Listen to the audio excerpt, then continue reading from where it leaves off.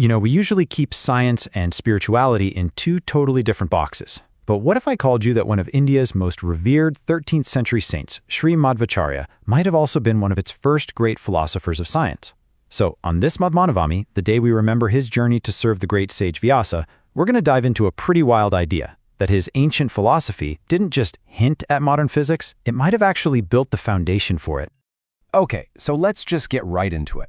A medieval theologian thinking about reality in a way that sounds anything like quantum physics or Einstein? I mean, how is that even possible? It sounds like a stretch, for sure, but stick with me, because the evidence, well, it's actually pretty amazing. All right, before you can even begin to do science, to measure an atom, to chart the stars, anything, you have to start with one basic, non-negotiable idea. The world you're measuring has to be real. And that's exactly where Madhvacharya starts. It's the absolute foundation for everything else. So this is a huge fork in the road for Indian philosophy. On one side, you have the really influential Advaita Vedanta school, which basically says the physical world is Maya, an illusion. But Madhvacharya, he took a completely different path, a radical one. He championed Jagat Satyatva, which means the world is absolutely 100% real. And you have to understand, this wasn't just some abstract debate. This was like flipping a switch. It was a philosophical green light for science itself. Because, hey, if the world is real, then studying it isn't just okay, it's essential. And he built on that foundation of realism with this concept of pramana, which is basically a way of getting valid knowledge. For him, for knowledge to be valid, it had to show you an object exactly as it is. Just think about that for a second. That simple idea is so powerful. It's saying, hey, the world isn't just real, but we can actually know it. We can understand it accurately. It's not some big, unknowable mystery. And this is where things get really revolutionary. He laid out a clear hierarchy of knowledge. And when it came to the physical world, the rule was simple. Direct perception. What you can see, touch, and measure is the final word. It trumps everything. So if a sacred text seems to say one thing, but your own eyes tell you another, you don't throw out your observation. You have to reinterpret the text.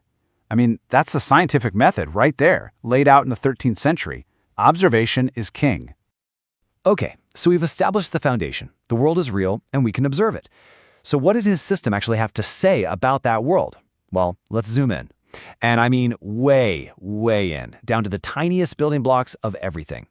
See, Madhvacharya's philosophy wasn't content just to say the world is real. It went deeper. It tried to define what the world is made of. And so he incorporated an atomic theory, all centered on this idea of the Paramanu, the fundamental, indivisible, and indestructible building block of all matter. Now, this wasn't just some vague philosophical idea like, oh, things are made of small stuff. No way. Just look at the detail here. His texts lay out this incredibly precise mathematical system, scaling all the way from one single invisible paramanu up to something we can actually see and feel, the width of a finger. This isn't just theory, it's a system of measurement. So here's the crazy part. What happens when you take this ancient system and, well, you do the math? You can actually work backwards, starting from the width of a finger, going down through all those units he described, and you can calculate the theoretical size of one single paramanu. And the number you get is this. 7.2 times 10 to the minus 8 meters. Okay, so how close was he? Well, a modern atom is about 10 to the power of negative 10 meters. So yeah, his paramanu is bigger. But let's be real, that's not the point. The miracle here isn't getting the number exactly right. The miracle is even thinking about it in the first place. To come up with a specific, measurable, and unbelievably tiny unit of matter, hundreds of years before anyone had the tools to even dream of seeing one, that's just a mind-blowing intellectual leap. All right, so his philosophy has a handle on what matter is made of. But what about how it behaves? Reality can be pretty weird, full of things that seem to contradict each other. And believe it or not, Madhva's system has a unique philosophical tool for that too. Just think about one of the biggest head-scratchers in all of modern physics, wave-particle duality. How can a single thing, like light, act like a wave one minute and a particle the next? It's a core puzzle of quantum mechanics. But the philosophical question underneath it all, how can one thing be two different things at once? That's a problem his system was actually designed to solve.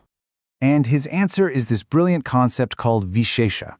You can think of it as a special philosophical key that unlocks this problem. It's a way for a single substance to have multiple, distinct qualities or properties, all without breaking apart or losing what makes it, well, it.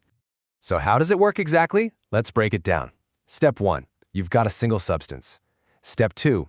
That substance has these built-in intrinsic qualities, the Viseshas. Step 3. These qualities allow it to act in different, even opposite ways depending on how you look at it. And the crucial part, Step 4. Through it all, the substance itself stays one single unified thing. It's a philosophical architecture that's almost perfectly designed for a concept like wave-particle duality.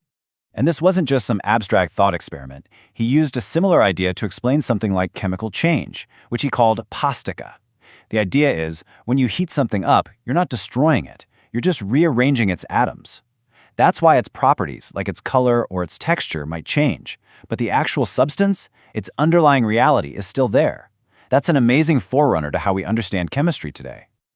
Okay, so we've gone down to the smallest possible thing.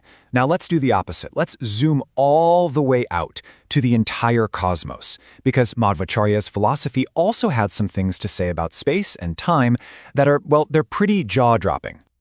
You see, for Madhvacharya, the universe wasn't just the 3 dimensions we see around us, not even close. His writings talk about a universe with up to 64 dimensions, with higher realms existing on totally different planes. He even got into the nitty-gritty of calculating planetary distances using an ancient unit called yojanas. But honestly, the most mind-bending part of his entire cosmology might be how he thought about time. For him, time wasn't some constant ticking clock. It was relative. He says that one single day in a higher realm, like the abode of Brahma, is the same as 4.32 billion years here on Earth. Just let that sink in for a moment. Now, if that idea that time moves at different speeds depending on where you are sounds familiar, it should. That's a cornerstone of Einstein's theory of relativity. We call it time dilation. And yet, here's the fundamental concept, sitting right there in texts from the 13th century. It's just incredible. So, we've looked at his ideas on what's real, on atoms, on duality, on time itself. It's time to circle back to that big question we started with. Was Sri Madhvacharya a physicist? What's the verdict here? Okay, so here's the bottom line. Was he in a lab coat running experiments with beakers and test tubes? Of course not. He wasn't a physicist in the way we think of one today. He was something else, something maybe even more foundational. He was a philosopher of science. Just look at the system he built. He starts with realism. The world is real, and we can know it. He puts observation on top as the final authority. He gives us an atomic theory with measurable units. He creates a framework, Visesha, to handle complexity and duality. And he even introduces relativistic ideas about time and space. He literally built the intellectual scaffolding that science needs to even get off the ground. And this really gets to the core of how he saw the world. For him, there was no fight between science and spirituality, between faith and reason. They weren't separate things. They were just 2 different ways of doing the exact same thing, trying to understand reality as it is. So, it leaves us with this one big, thought-provoking question. We know modern science couldn't have even started without a philosophy of realism. So, did this 13th century sage write its very first chapter? I think his work is a powerful reminder that long before we had telescopes or microscopes, the greatest tool for discovery was, and always has been, the human mind. A mind willing to see the world not as an illusion you need to escape, but as a deep, profound reality that you can actually understand.